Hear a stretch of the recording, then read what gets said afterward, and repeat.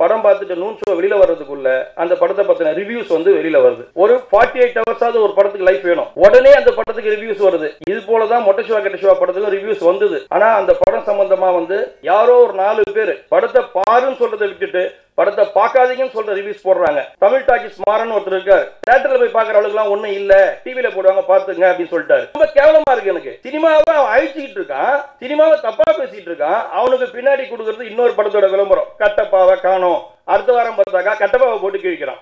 அவன் எண்ணெய் விற்கிறதுக்கும் பவுடர் விற்கிறதுக்கும் பான்ஸ் விற்கிறதுக்குமா நம்ம படம் எடுத்து வச்சிருக்கோம்.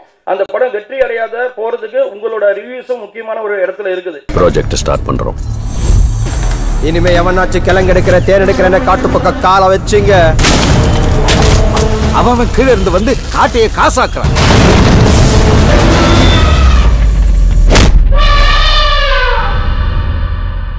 அனைவருக்கும் வணக்கம். இந்த மேடை வந்து எனக்கு சார் கொடுத்துருக்காரு, அதுக்கு அவர் நான் நன்றி சொல்லிக்கிறேன். மொட்டை சிவா கெட்ட சிவா படத்தை பற்றி 2 நிமிஷம் பேசிட்டு இதை பற்றி நான் பேசுகிறேன். நான் இதை பயன்படுத்திக்கிறேன். மொட்டை சிவா கெட்ட சிவா படம் வந்து ரிலீஸ் ஆச்சு. ரிலீஸ் ஆனதுக்கப்புறம் மார்ச் மாதம் 9ஆம் தேதி ரிலீஸ் ஆச்சு. இன்றைக்கி வரலையும் வந்துட்டு 125 தேட்டரில் 25 நாளாக தாண்டி ஓடிக்கிட்டு இருக்கு. இது வந்து படத்துக்கான பெரிய சக்ஸஸாக நான் நினைக்கிறேன். மற்றவங்களும் இந்த படத்தை பற்றி ரொம்ப பெருமையாக பேசுனாங்க, ஆடியன்ஸ்லாம் ரொம்ப சந்தோஷமாக பார்க்குறாங்க. ஒரு படத்தை வந்து ஒரு தடவை 2 தடவை பார்த்தது வந்து திரும்ப திரும்ப சொல்லும்போது இன்னும் சந்தோஷமாக இருக்குது. இந்த படத்தை இன்வெஸ்ட் பண்ண ப்ரொடியூசருக்கும் டிஸ்ட்ரிபியூட்டருக்கும் தேட்டருக்காரங்களுக்கும் எல்லாருக்குமே வந்து மொட்டை சிவா கெட்ட சிவா படம் தொடங்கி அந்த படம் வராமல் போயிடுமோன்ற அளவுக்குலாம் பிரச்சனை இருந்து பல கட்டத்தை கடந்து அந்த படம் வந்து இன்னைக்கு வெற்றி படமாக வந்திருக்குன்றவோ ரொம்ப சந்தோஷமாக இருக்குது. ஆனால் அந்த படம் சம்மந்தமாக வந்து ஒரே ஒரு விஷயம் நான் உங்ககிட்ட சொல்லிக்கிறேன். அந்த ரிவ்யூஸ் வந்து கொஞ்சம் ஆன்லைனில் இருந்து ரிவ்யூஸ் போட்டாங்க.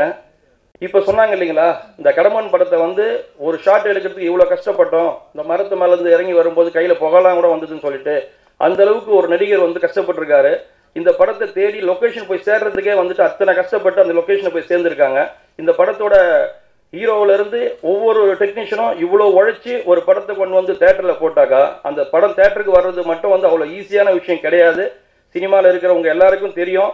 இவ்வளோ போராட்டத்துக்கு அப்புறம் கொண்டு வந்து அந்த படத்தை தேட்டரில் கொடுத்தாக்கா படம் பார்த்துட்டு நூன் ஷோ வெளியில் வர்றதுக்குள்ள அந்த படத்தை பற்றின ரிவ்யூஸ் வந்து வெளியில் வருது.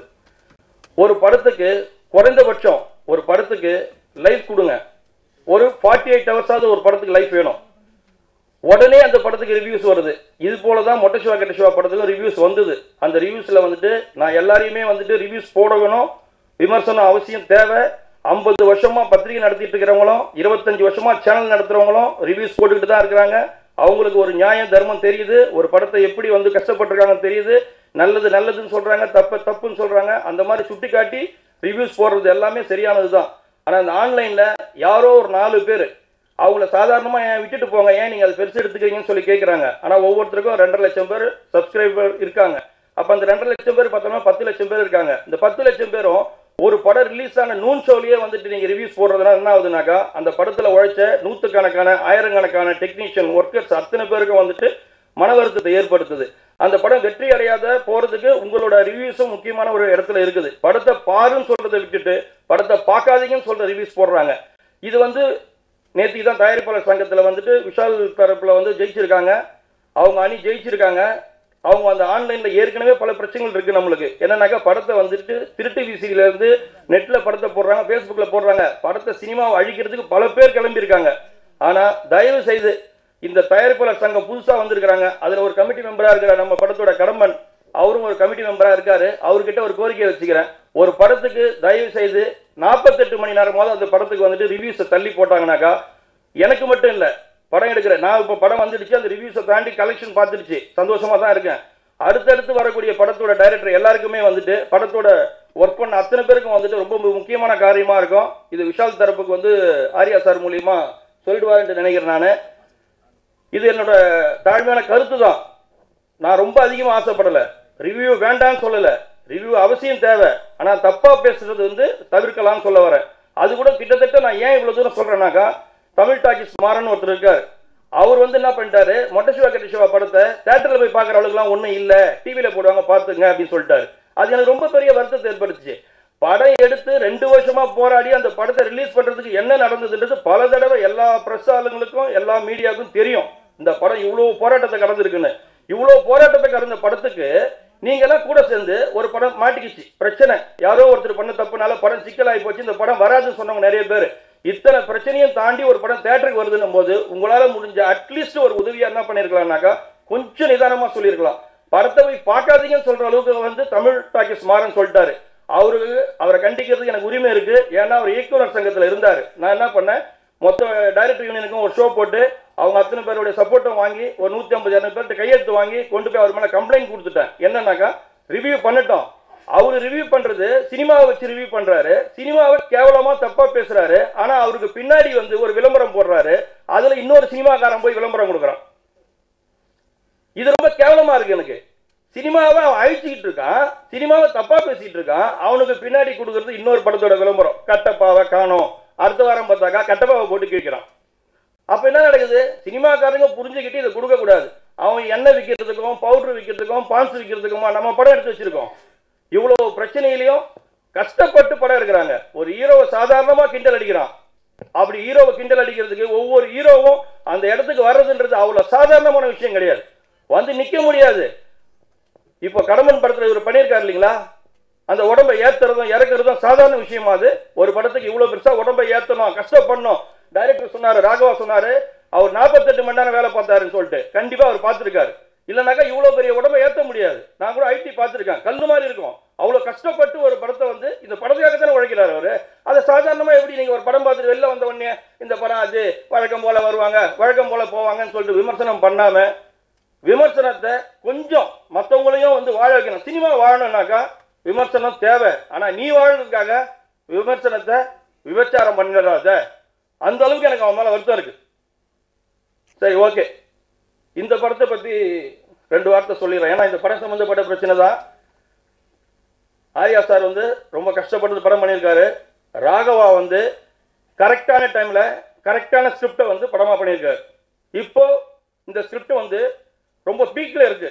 இப்போ தேவையான இந்த தருணத்துல இந்த படம் வந்ததுக்கு அப்புறம் தெரியும் இந்த படம் ஏன் வந்து இந்த டைம் கரெக்டான டைம் சொல்றான்னு சொல்லி இந்த படம் வந்ததுக்கு அப்புறம் தெரியும். கேமராமேன் சதீஷ் அவர் வந்து நம்ம மோகன் ஆர்ட் டைரக்டர். நான் வந்து படத்துல கோ டைரக்டரா ஒர்க் பண்ணும்போது சதீஷ் வந்து அசோசியேட்டா ஒர்க் பண்ணாரு, அவரும் மோகனும் ஒர்க் பண்ணாரு. நாங்கள் 3 பேரும் சூப்பர் குட்ல சவுதி சார் கிட்ட வந்து அசிஸ்டண்டா ஒர்க் பண்ணும்போது சந்திச்சிருக்கோம். இப்போ நாங்கள் 3 பேரும் ஒரே இடத்துல ஒரே வரிசையில் உட்காந்துருக்கிறோம்.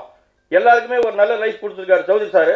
இந்த படத்து மூலியமா ராகவாவுக்கும் மிகப்பெரிய ஒரு பேர் கிடைக்கும், சதீஷுக்கும் மிகப்பெரிய பேர் கிடைக்கும், மோகனுக்கும் பெரிய பேர் கிடைக்கும், நம்ம ஃபைட் மாஸ்டருக்கும் பெரிய பேர் கிடைக்கும். எல்லாத்தையும் வந்துட்டு படம் பார்க்கும்போது தெரியுது.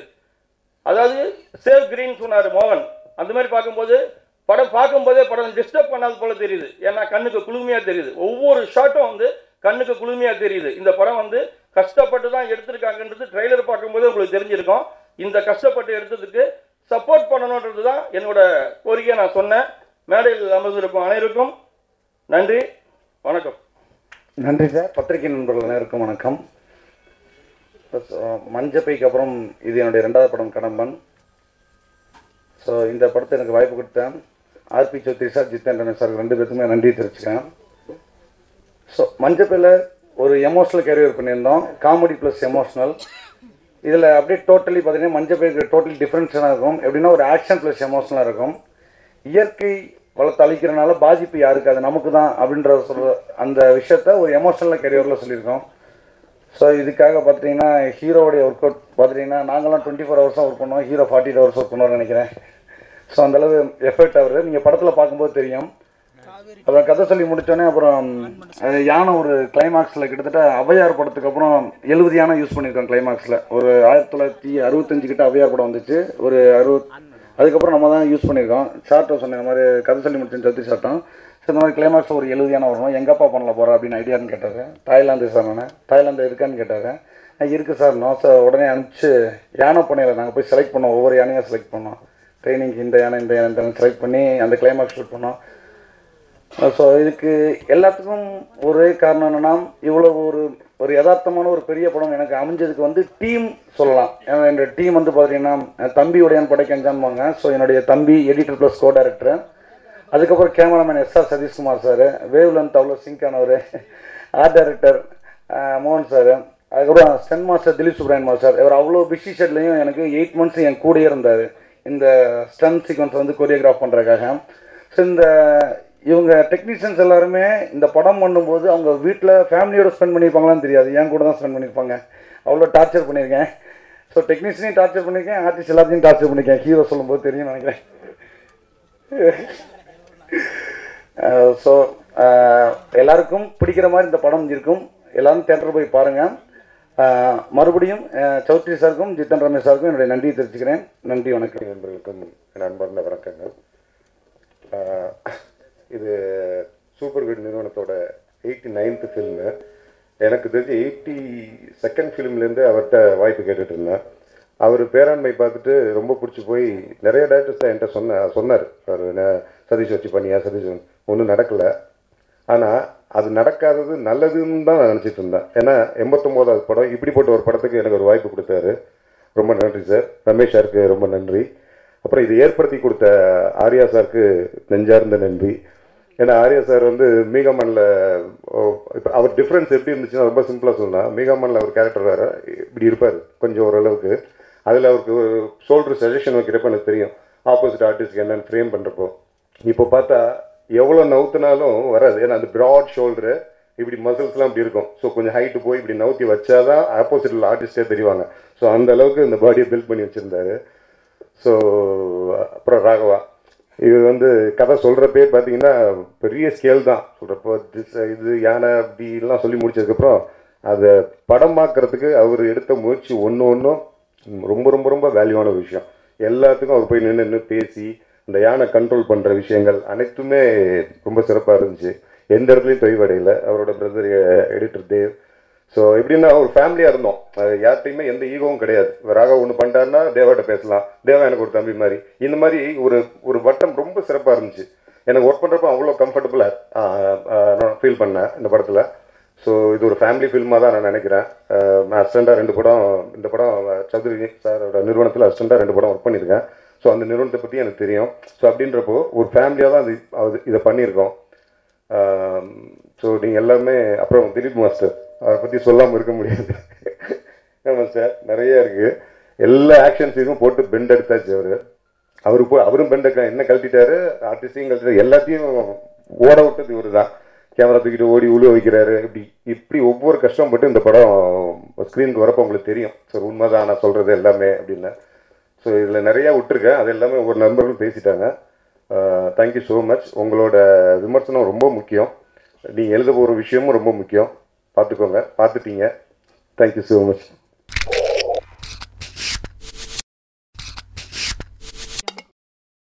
நான் ஃபீல் பண்ண அளவு கூட வாசு ஃபீல் பண்ணாரான்னு தெரியல. அவர் ரூமில் போய் ஃபீல் பண்ணியிருப்பார். அந்த இடத்துல ரொம்ப மோசமான ஆள் இல்லை, கடுன்னு இருப்பாங்க. நமக்கு எரிச்சலாக இருக்கும். தமிழ் படத்தில் வந்து இப்போ பெரிய ட்ராபேக் ஆகுது. இந்த தாடி வச்சவனெல்லாம் ஹீரோவை வந்துக்கிட்டே இருக்கும்போது இப்போ லாரன்ஸ் மாஸ்டர் கூட நான் சொன்னேன், இப்போ பார்க்குறதுக்கு ஒரு மாதிரியாக இருக்கார், சாமி ஒரு மாதிரி இருக்கார். இப்போ ஒன்று சாமி லாரன்ஸ்னு சொல்கிறதான்னு கேட்டேன். நான் இந்த மொட்டை சிவா கெட்ட சிவா பார்த்தேன். அதில் இவர் கூட்டி கழிச்சு பாரு கணக்கு சரியாக வரும். இது எங்கள் அண்ணன் படத்தில் வர டைலாக். அதுக்கு தான் நான் சொன்னேன், யோ உங்கள் அண்ணன் பேசுகிற டைலாகில் நான் பேசுகிற டைலாக் ஏன்னு சொன்னேன். ஒரு சொன்னேன் நான். சரி என்ன அண்ணன்னு சொல்லியிருப்பார் நினச்சிக்கிட்டு விட்டுட்டேன். அப்படியே நான் இல்லைங்க நம்ம தோத்துட்டோம், அவர் ஜெயிச்சிட்டார். ஏண்டா அடப்பாங்களா, ஜெயிச்சவனையும் தூக்கிட்டு ஆடுறீங்க, தோத்தவனையும் தூக்கிட்டு ஆடுறீங்க. எப்படா இந்த நாடு உருப்பிடும்? நான் அப்போ கேட்டார். ஒன்றும் உருப்பிடாமே தான் இருக்கிறோம். அது என் தங்கச்சி எவனாவது ஒரு வேலைக்கார போய் லவ் பண்ணாலும் கட்டி வச்சு உதச்சிருவேன் இந்த அப்படின்னு சொல்லிட்டார். அந்த மாதிரி ஒரு பெரிய புகழ் எனக்கு கொடுத்தது பி வாசவர்.